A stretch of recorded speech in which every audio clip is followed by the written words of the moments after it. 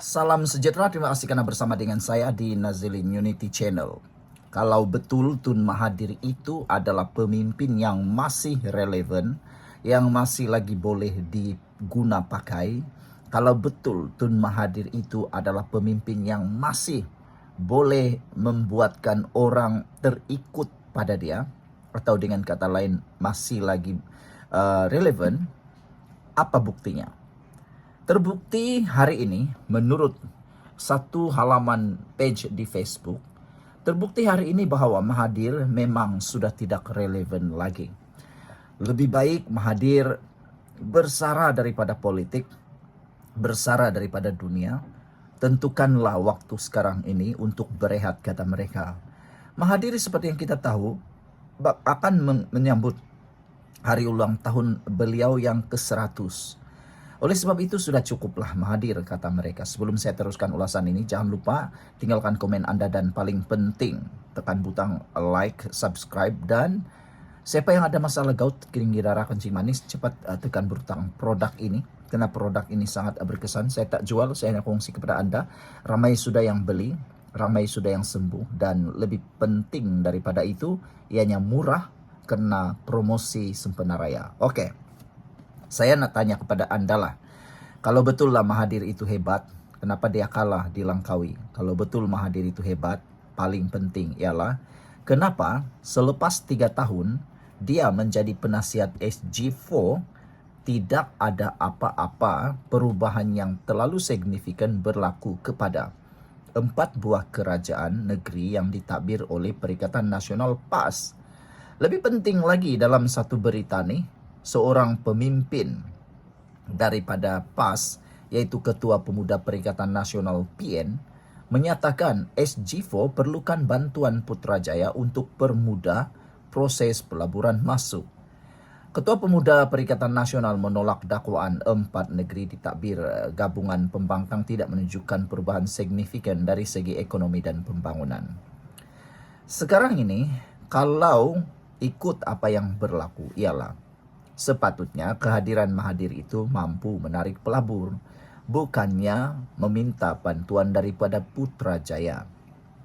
Apa yang menghairankan ialah apa sebenarnya peranan Mahathir dalam SG4 itu sebagai penasihat. Kalau betullah Mahathir itu hebat, dia boleh menarik para pelabur yang ada di luar sana untuk melabur di 4 buah negeri pimpinan Perikatan Nasional itu.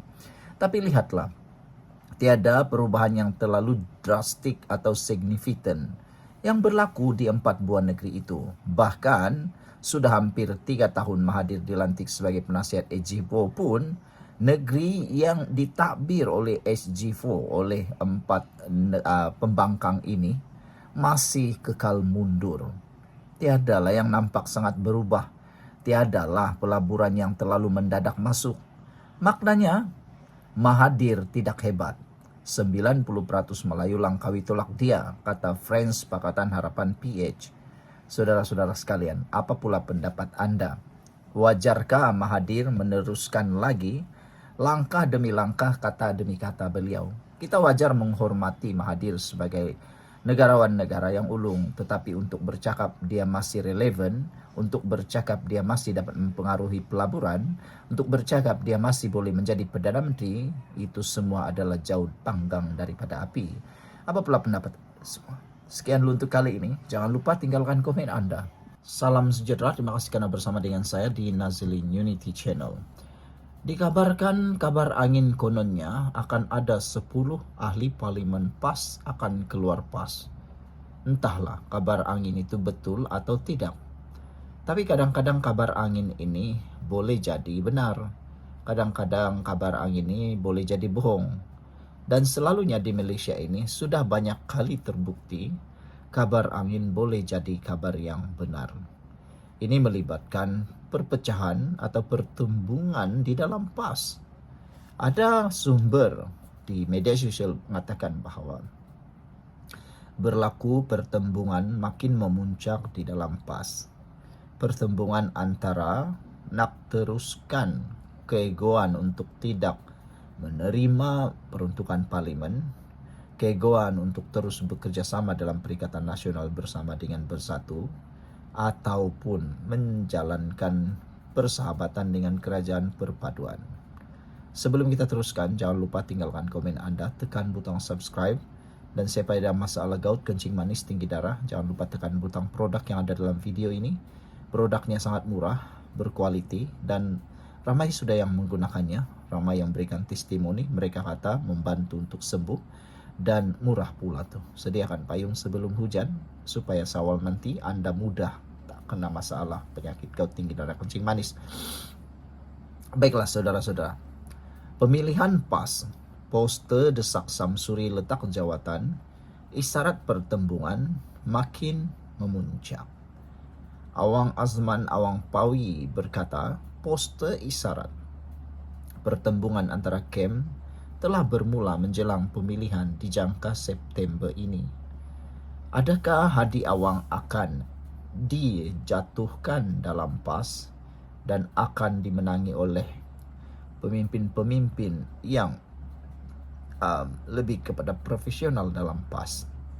Persoalan itu besar karena sebelum ini pertembungan PAS menyebabkan pecahnya PAS menjadi amanah. Penganalisis tidak menolak kemungkinan poster menggesa Ahmad Samsuri Mokhtar meletak jawatan Menteri Besar Terengganu ada kaitan dengan pemilihan PAS. Awang Azman Awang Pawi daripada Universiti Malaya berkata, kewujudan poster itu isyarat pertembungan antara KEM dalam parti itu telah pun bermula dan semakin memuncak.